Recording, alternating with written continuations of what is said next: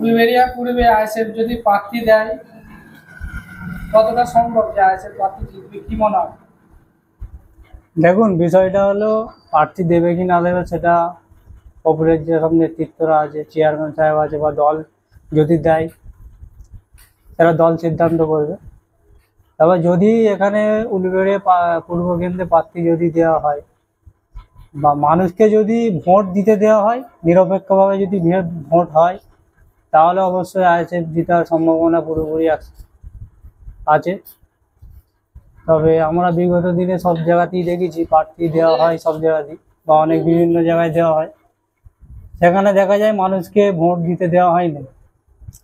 তো এখানে যদি নিরপেক্ষভাবে আমরা ভোটটা করাতে পারি সকলে মিলে, সেটা তো আমরা চেষ্টা করব অবশ্যই লড়াই করার। তবে হাড্ডাহাড্ডি লড়াই হবে এখানে। আর যদি ওইভাবে ভোট হয় তাহলে অবশ্যই আইএসএফ জেতার সম্ভাবনা অনেকটাই আছে।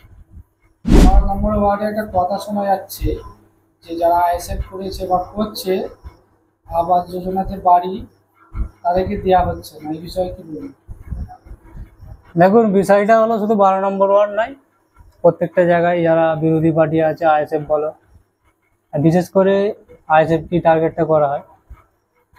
12 নম্বর ওয়ার্ড বলে নয়, বিভিন্ন জায়গাতেই যারা আইএসএফ করে তাদেরকে শুধু ঘর বলে নয়, আরও সমস্ত সরকারি যে প্রকল্প আছে সেগুলো সমস্ত থেকে তাদেরকে বঞ্চিত রাখার চেষ্টা করা হয়, তাদেরকে দমিয়ে রাখার চেষ্টা করা হয়। তারা এই যে আইএসএফ করছে একটা ভয় দেখিয়ে দমিয়ে রাখার চেষ্টা করা হয়, যারা পিছিয়ে যায় আইএসএফ যদি না করে, এই ভয়টা দেখিয়ে টিএমসিতে আনার চেষ্টা করে, এ একটা ব্যাপার। আর বাদবাকি আরও অনেক সব বিষয় আছে, মানুষ সব জানে, আস্তে আস্তে মানুষ জানতে পারছে।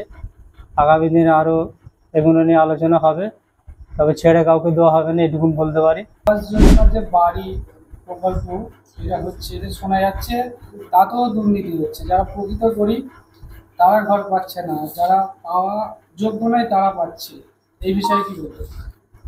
দেখুন, টিএমসি দলটাই তো প্রায় দুর্নীতিতে টিকে আছে। দুর্নীতি না করলে ওরা টিকে থাকতে পারবে না, সেটা ওরা বুঝে গেছে। সেই জন্যই এত দুর্নীতি করছে, আর এটা ওদের কাজ, ওরা করবে। সেই জন্যই তো আইএসএফ এসেছে, এই দুর্নীতি থেকে সমাজকে মুক্ত যাতে করা যায়। তাই মানুষকে আইএসএফ এর কাছে এগিয়ে আসতে হবে, একত্রিত সবাইকে হতে হবে, লড়াই করতে হবে, লড়াই করে সুস্থ সমাজ তৈরি করতে হবে। মানুষকে কি বার্তা দেবেন? সাধারণ মানুষ যারা ভুল বুঝে আছে, অনেকে বলে আইএসএফ বিজেপির দালাল, বিজেপি কাছে টাকা খেয়েছে, কি বলবো? সেটা তো সাধারণ মানুষ বলে না, টিএমসির লোকেরাই বলে। মানুষকে ভুল বুঝে আর টিএমসি যারা করে, বা টিএমসি তো এটা পুরো মুসলিম পাড়ায় গিয়ে বলে বিজেপির দালাল, আর হিন্দু পাড়ায় গিয়ে বলে মুসলিমের দল। মুসলিম দল, এটা গিয়ে বলে। তবে মানুষকে বলবো, মানুষ দেখতে পাচ্ছে যে কি সমাজে দুর্নীতি হচ্ছে। বিজেপি বলো বা টিএমসি বলো, দুটো দলই দুর্নীতিগ্রস্ত আর ধর্ম নিয়ে রাজনীতি করছে এরা। সেটাই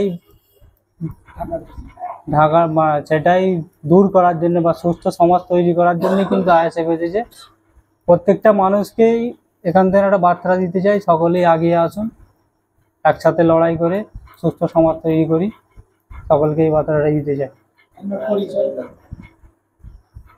আমি 12 নম্বর ওয়ার্ডের 129 নম্বর বুথের সম্পাদক শেখ নুর আমিন।